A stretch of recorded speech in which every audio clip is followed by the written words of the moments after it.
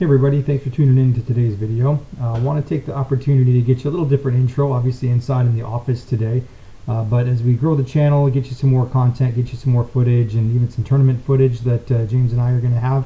We're going to be doing this periodically, but the main point of this video for today is we got a chance to go out March 31st, so late April, or late March, early April.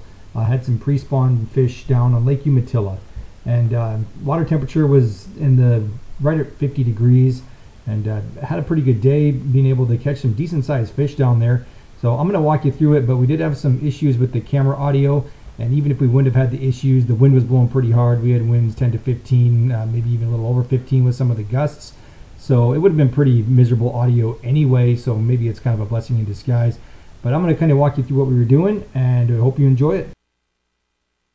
So here we are with the boat out on Lake Umatilla. It's late March, going to be turning April here tomorrow. This is March 31st. And so we're going to get the first one here on a spinner bait. That's how I've had good luck in the past, even though the water's only 50 degrees. Just trying to generate a bit of a reaction strike here.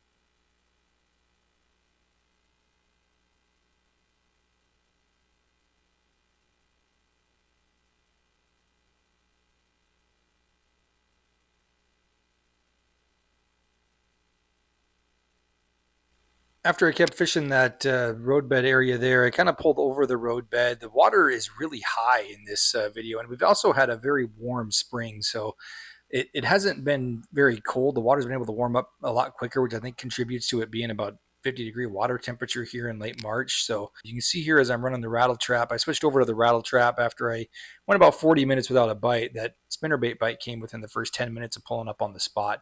But I switched it over, getting the rattle trap down to the bottom. This is a half-ounce rattle trap. I'm using a medium light rod here, about a 7-to-1 gear ratio reel, I believe. So just trying to get that thing down to the bottom, slow roll.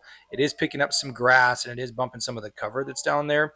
So being able to get that and pull it through that grass is, I think, what's helping generate these strikes from these fish. But this little spot here, I actually have the trolling motor spot locked, and it's just going to produce one after the other. I caught all of these next 4 fish that you're going to see in about a 20-minute span without moving the boat at all. We're just kind of fan casting around.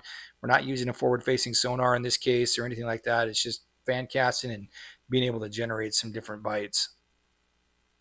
Again, sticking with the rattle trap, we're running this on about 8 or 10 pound line. I don't exactly remember what I have on this reel, but it's fairly light line for this. But you'll notice in the video the big bend in the rod. This is why I like this medium light rod that Daiwa makes. And I don't lose all that many fish. I hear a lot of guys or see a lot of videos about guys complaining about losing fish on treble hook baits, but this rod has a really good bend and really good reaction to the tip. You can see there, I just kind of got it hung up in the grass, but once it pulls out of there, this fish, I think that's what generated him to pull up out of there and come after that, is what it seemed like it was anyway. A couple of these, it even seemed like there might have been more than one fish trying to come after this bait and take the bait away from the other one.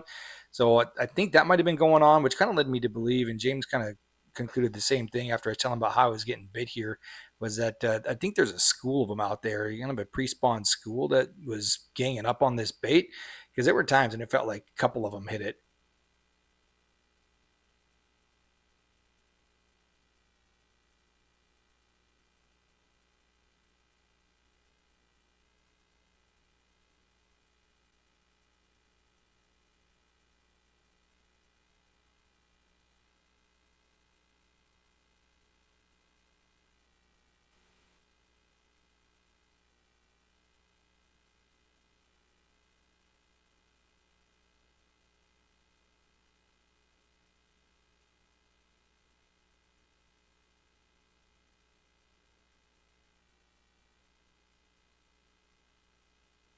On this one, The bite was a little bit more aggressive. The bigger the fish, it seemed like, the less aggressive they were hitting even the rattle trap.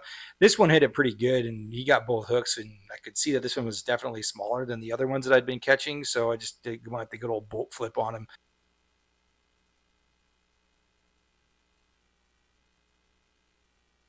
But even this guy was weighing 220, so we were still getting pretty decent quality here.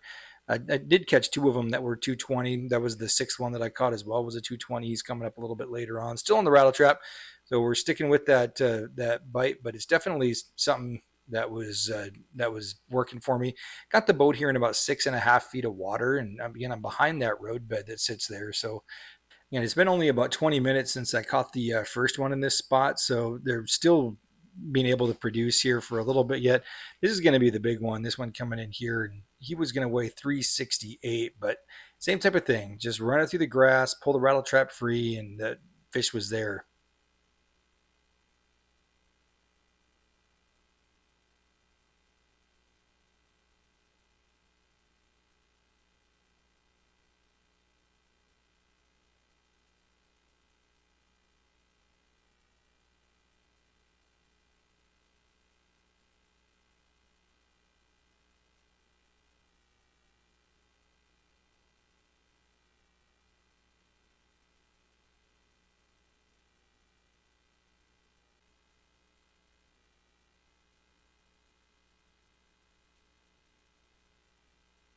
Yeah, I noticed that when the wind would die a little bit more, I went about 40 minutes, 45 minutes here where I didn't get a bite. So I moved off the spot, went back out to the edge of the roadbed.